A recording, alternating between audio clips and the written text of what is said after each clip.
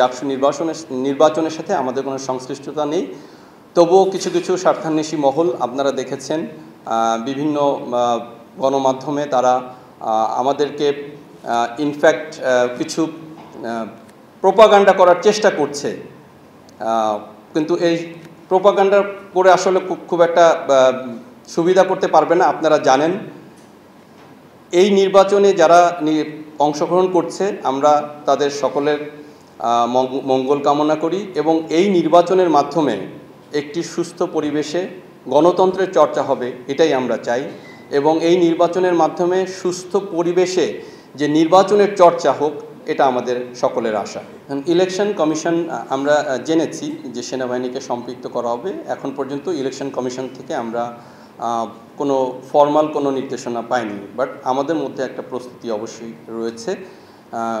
সামনের ইলেকশনে আমরা সেই প্রস্তুতি অনুযায়ী গ্রহণ করব। আমাদেরকে ইলেকশন কমিশন থেকে যে দায়িত্ব দেওয়া হবে সেই দায়িত্ব অনুযায়ী আমরা আমাদের দায়িত্ব পালন করব এবং সর্বোচ্চ পেশাদারিত্বের সাথেই সেনাবাহিনী তাদের সেই দায়িত্ব পালন করবে।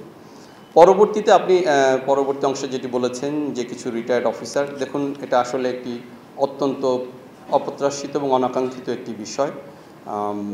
তো আপনারা বুঝতে পেরেছেন আসলে কে কী উদ্দেশ্যে এই প্রোপাগান্ডা বা মিস ইনফরমেশন ডিসইনফরমেশন বিভিন্ন সোশ্যাল মিডিয়াতে দিচ্ছে।